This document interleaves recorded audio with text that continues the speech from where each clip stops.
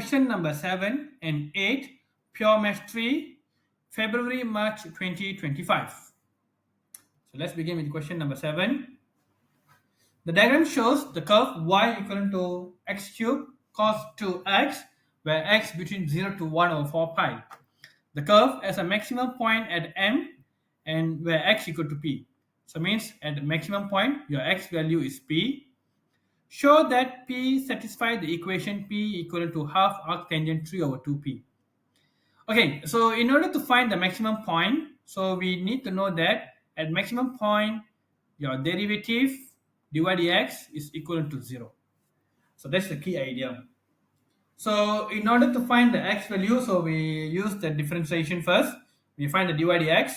So dy over dx, so it's going to be u x cubed, differentiate cos 2x. So differentiate cos, you'll get negative cos sign, and differentiate 2x, you get 2. So negative 2 sine 2x plus u prime. So differentiate 3x, sorry, differentiate x cubed, you'll get 3x square cos 2x. So at maximum point, your dy dx equal to 0. Therefore, x square bracket negative 2x sine 2x plus 3 cos 2x is equivalent to 0. So x square equal to 0, we can eliminate. So we use this term to equate with 0 and find. Okay, so it's going to be 3 cos 2x equivalent to 2x sine 2x. Okay, so tangent 2x, I divide with cos x, and it's going to be equivalent to 3 over 2x. So 2x will be arctangent 3 over 2x, and your x will be 1 over 2 arctangent 3 over 2x. And since at the turning point your x equivalent to p, you can substitute here. P is equivalent to 1 over 2 arctangent 3 over 2p. Okay? The following question. Show by calculation the value of p is between 0.5 to 0.7. So here, what I do, I rearrange this equation. Okay, I rearrange this equation. So it's going to be, I let fx equivalent to half arctangent 3 over 2x minus x. I just bring my x over here, okay, to other side. I just bring this over here, okay, and let equal to x. Okay, so here what I do, I try with f, sorry, so let f 0.5, so will be 1 over 2 arctangent 3 bracket 2 0.5 minus 0.5. So you'll get negative 0.124. Make sure your calculator is in radian mode. Okay, and then for f 0.7 will be 1 over 2 arctangent 3 over 2 0.7 minus 0.7. So you'll get 0.132. Since there is a change in sign, since there is change in sign between F 0.5, and F 0.7. Therefore, there is root between 0.5 and 0.7. So make sure after you give this calculation, so once you give the calculation, so you substitute x equal to 0.5, where you get the answer as a 0.124, and x equal to 0.7, you get the answer of 0.132. So there is a positive and sorry, there is a negative and positive change in sign. For negative become positive. So and you must give a conclusion. Since there is a change in sign, so from negative it become positive. Means there is a root between 0.5 and 0.7. Okay. C. Use an iterative formula based on the equation in part A. So just now in part A we get P equivalent to 1 over 2 arctangent 3 over 2P. Okay. So calculate the correct answer in 3 decimal place. Give your result in each iteration to 5 decimal place. Okay. So just now, we already proved from part B, there is a root between 0.5 and 0.7. Okay, we already proved in part B, there is a root between zero point 0.5 to zero point 0.7. So over here, you can use your initial value P naught equal to 0.5. You can use P naught equal to 0.6, also can, or you can use P naught equal to 0.7, also can. All three numbers you can use is fine, because we already justified that the root is between these two, 0.5, 0.6, and you can literally use any number between 0.5 to 0.7, or you want to use 0.55, it's fine, you can use, it's nothing wrong. But for my case, usually I will choose the midpoint of the change in root. Like for example here, my root is between 0.5 to 0.7. So I will use the midpoint. So it means here I'm going to use the P naught equal to 0.6. Okay.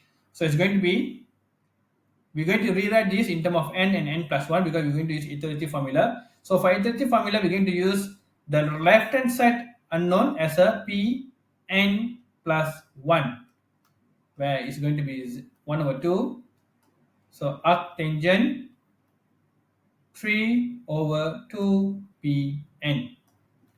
Okay. So when n equal to 0, P0 plus 1 become P1, and n becomes 0. So means here, when you substitute 0 here, so it will become P1 is equivalent to 1 over 2 shift tangent 3 over 2, and P naught is, just now I use 0.6.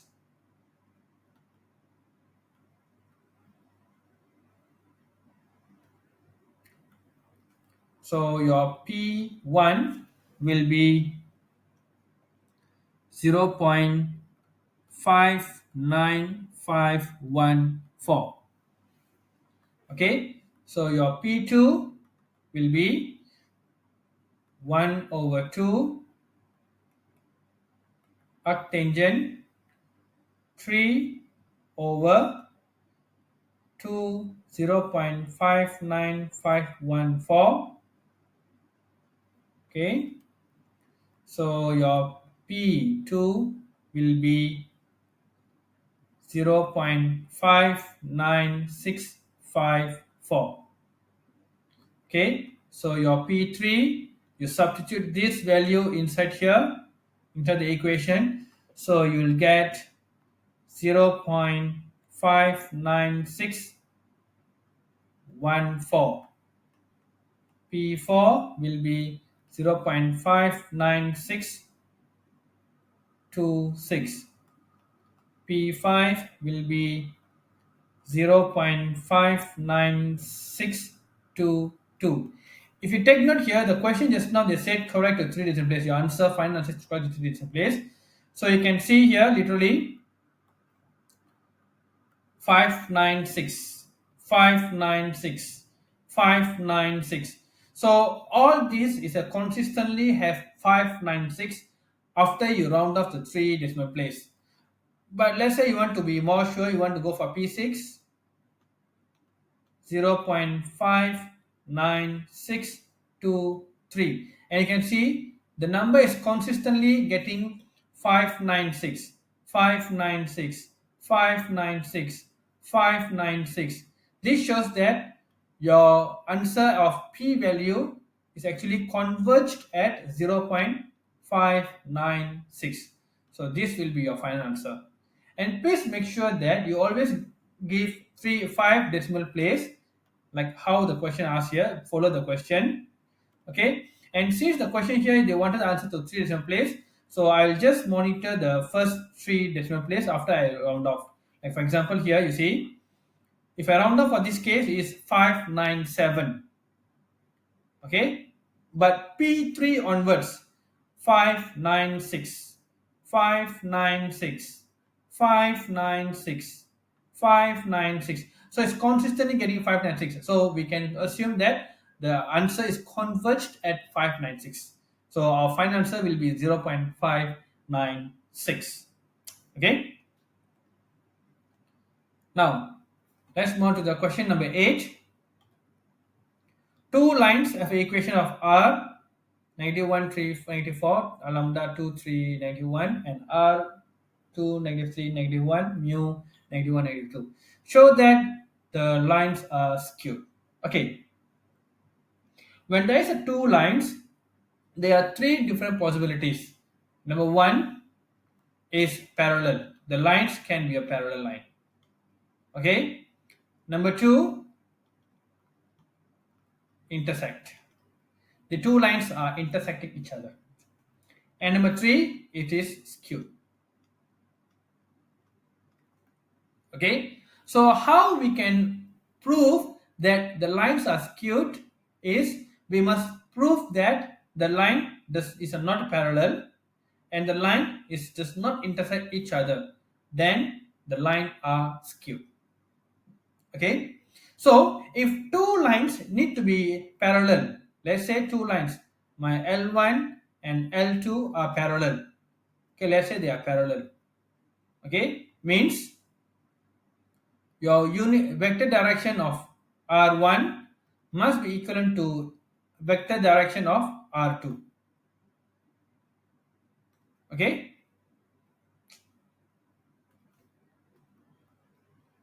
the vector direction of r1 must be a multiple of a constant with a r2. So here we can check. So my vector direction for r1 here is actually 2 3 -1, 2 3 -1 is equivalent to vector direction of this will be -1 -2 -1. Okay, with what number if you multiply, 2 will become -1. So from 2 to get -1, we can multiply this number with -2. So you can say 2 will be -2 -1. So you get 2, correct? Okay, now we try to apply here with this -2 -2. You're supposed to get 4, but here you get 3. Means we can use the -2 here already. So means there is no number or no digit that you can multiply with this in order to obtain this vector direction. Therefore, we just make it as a constant, or you can make it a. So it is not multiple scalar product of this. So vector direction of this is not a multiple of any number in order to obtain this number. Therefore, they are not parallel. Since it is not same, so the two lines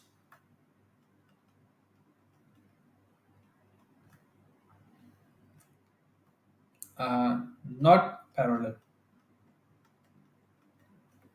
Okay, now we need to justify that they are not intersect. So if you want to justify intersect whether they did not intersect, so what we do, we will form the first, we will just assume that it intersect. Okay, we just assume it is intersecting. So my x1 must be equivalent to x2, my y1 equivalent to y2. Okay, by using this we can find the lambda and mu which satisfy these two equations, and then we substitute into the third equation, and then we found out whether they intersect or not. Okay, let's try. Okay, so here I can rewrite my r as -1 plus 2 lambda, 3 plus 3 lambda, -4 minus lambda. So this is the first thing. And for second one will be 2 minus mu, -3 minus 2 mu, -1 plus mu. Okay. So I assume they intersect. Okay, I just assume they intersect. So I just want to find the mu and lambda where the x and y satisfy. Okay. So for x1, so -1 plus 2 lambda equivalent to 2 minus mu. So you rewrite. So 2 lambda plus mu equivalent to 3. And for the second one, the y1 equal to y2. So 3 plus 3 lambda equal to -3 minus 2 mu. So 3 lambda plus 2 mu equivalent to -6. So you have two equation with two unknown, where lambda and mu. So you can use the simultaneous equation to solve this. Okay, the linear system. So you'll get lambda is equivalent to 12 and mu equal to -21. So you solve these two equation by using simultaneous equation or linear system of equation. So you'll get this answer. Okay, so this we're going to substitute into the third equation, which is my z1. So z1 will be -4 minus 12, which is -16, and my z2 will be -1 plus -21, which is -22. So since for the given lambda and mu, z1 is not equal to z2, therefore the line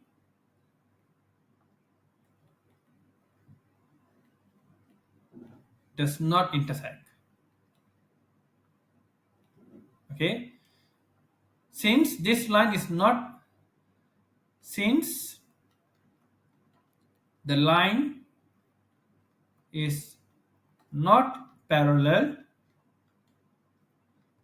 and does not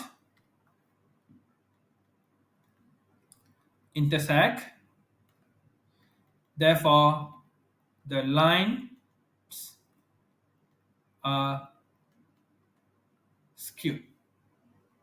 Okay, so the line is not intersect, the line is not parallel, so they are skewed. Okay, find the obtuse angle between the direction. So in order to find the angle between two lines, let's say this is my first line, this is my second line, so I want to find this angle. Okay, so how to find? Let's say the vector direction for this is a and vector direction for this is b, so it will be a dot b equivalent to magnitude of a, magnitude of b, cos theta, where theta is here. Okay, so here my magnitude of first one is 2 3 -1, so will be 2 3 -1, and second one will be -1 -2 1. Okay, -1 -2 and 1. Okay, will be equivalent to, so I directly do this, so will be modulus of a will be square root 2 square plus 3 square plus -1 square. So 14, and modulus b will be 1 negative 1 square plus negative 2 square plus 1 square will be 6. So modulus 14 square root 14